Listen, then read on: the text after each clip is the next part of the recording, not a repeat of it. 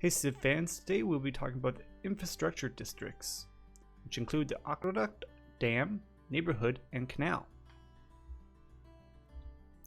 So first off, what is an infrastructure district? How are they different? So infrastructure districts are different because they do not depend on population.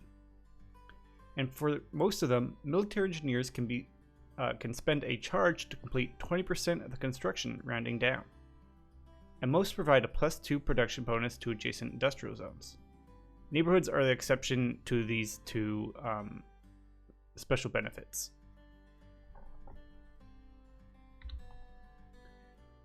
Looking at the aqueduct provides cities that do not yet have existing fresh water up to 6 housing, and cities that already have existing fresh water will instead get 2 housing. Also prevents food loss during droughts, and +1 amenity if it's adjacent to a geothermal fissure. And there's a limit of only 1 per city.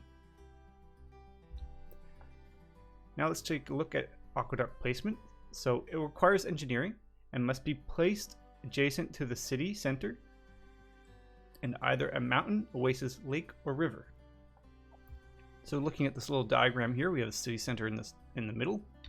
You could put a aqueduct here, you could put an aqueduct here, you could put an aqueduct here, or an aqueduct over there, and those should all be valid.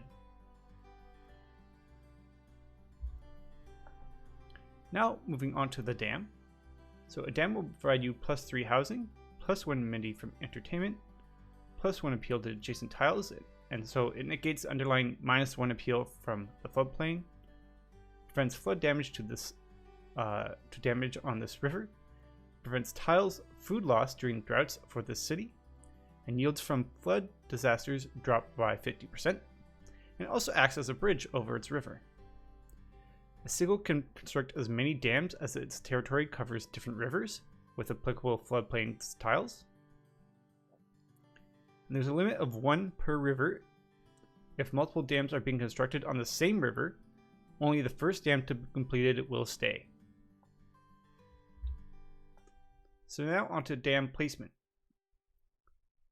It's pretty simple if you know what it is. So it must be built on a floodplain style, and the river must traverse at least 2 adjacent sides of the future dam tile. So here we have a city center with a river going by it down to some sort of body of water, and we have a floodplain tile with 2 segments of that river on it. So this is a valid placement for a dam.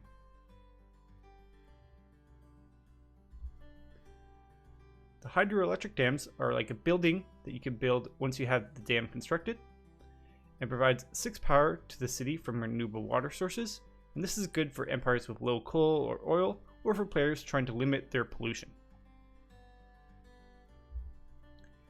Now onto the neighborhood. So neighborhoods have no limit on the number that can be built per city, and they provide housing dependent on the appeal rating of the tile where it is built. So if there's a breathtaking appeal 4+, then it'll give you +6 housing. If it's a charming tile, so 2 to 3 appeal, then it gives you +5 housing, and so on and so forth. But I find this appeal rating is not very intuitive.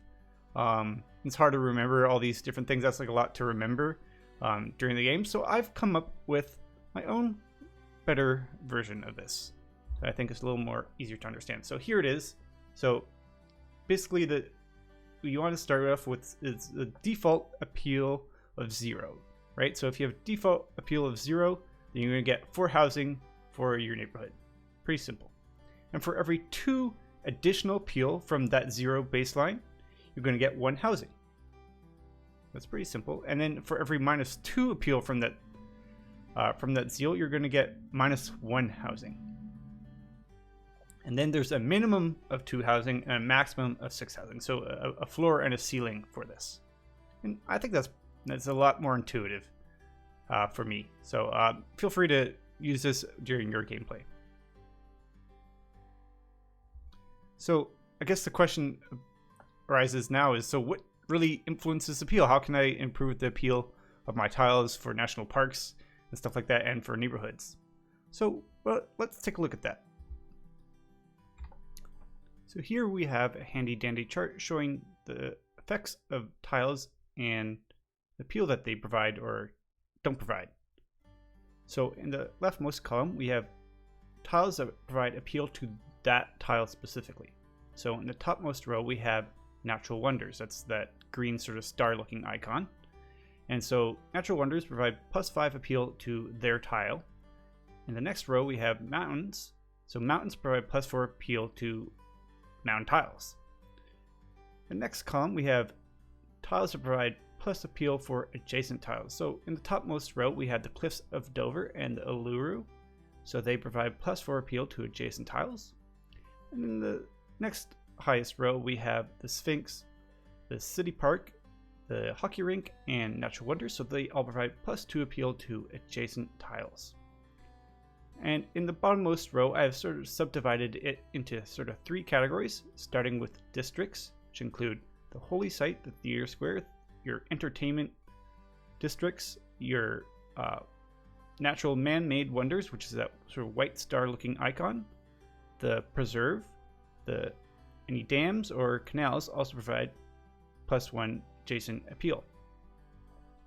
And in the next sort of category, we have improvements, which include, I believe, the chateau, the golf course, I think the Persian improvement, and some of these other improvements that you can see there. And the final sort of category, we have the tiles. So we have mountain tiles, woods tiles, oases, any sort of body of water, and also rivers. Now looking on the far right column, we have things that provide negative appeal for adjacent tiles. And in the first category, looking at sort of districts, we have sort of barbarian encampments, production, your industrial zone, spaceports, airports, and then in the next column we have improvements, which include mines, quarries, airstrips, oil wells, and also pillaged areas. In the third column, third row, or category, we have jungles, swamps, and floodplains.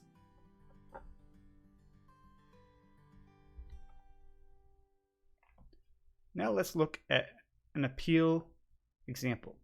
So I have 4 different tiles here that we could put a neighborhood, and let's try and think about what the appeal would be and the housing that we would get for them. So let's look at tile number 1 here. So around tile number 1, we have a rainforest, which gives -1. We have adjacent aerodrome, which gives -1, and then we have 2 bodies of water, 2 tiles of water, which give +1, and the tile to the left of it doesn't give anything. So we're ending up at a net of 0 appeal. So as what we remember from before, default with 0 appeal will give you 4 housing. Now onto the second example. We have a mine and a swamp and also a jungle and also industrial zone, but then we have a woods tile to the left there. So we're getting a total of -3 appeal for this one. So in this case, we're going to get a total of 3 housing, because remember, with 0 appeal, we have 4 housing, and for every -2 appeal, we'll lose 1 housing. So that's why we get 3 housing there. Now onto the third example, third tile in the bottom left there. We have a holy site and a body of water to the bottom, and another body of water or tile of water, and then desert, which gives nothing. So we're getting +3 appeal. So that would give us +5 housing for a neighborhood. Now let's look at the last possible tile. So this has +1 appeal from all those adjacent mountains and the woods and the holy site, so giving a highest possible rating, or not highest possible rating, but in this case a +6 appeal, and the highest possible housing of +6. But this could also be used as a national park because of the high appeal there, so something just to keep in mind. Now let's take a look at canals. So canals create a maritime route, allowing ships to pass through it, and also allows traders to pass through it as part of their maritime routes, thus potentially allowing creation of much more efficient trade routes. Also, trade routes passing through a canal receive bonus gold. There's no limit on the number that can be built per city. +1, and they also provide +1 appeal to adjacent tiles. Now let's look at canal placement. So the canal must be built on flat land, so it must have no hills or anything like that, with a coast or lake tile on one side, and either a city center or another body of water on the other. A single canal passage may go either straight or bend 60 degrees, and three-way canals are not allowed. So in this sort of below example, we could put a canal here, or even a canal there. So when you think about canal placement, remember that cities can act as three-way canals. So if you can look at this picture in the right, I set up a mock game here where I have a boat in a city, and it can actually move into all three bodies of water. Even though the canal kind of looks like it can only go into two, the boat can actually go into all three, no problem. And lakes can help extend your canal system, so try to use lakes to extend how far your canals can go. And try to connect oceans so you can use your navy in both oceans instead of having to make two separate navies. And put them in places that will cut down on ship travel. And that's it for this video. Thank you for watching. Please feel free to like, share, comment, and subscribe. Bye.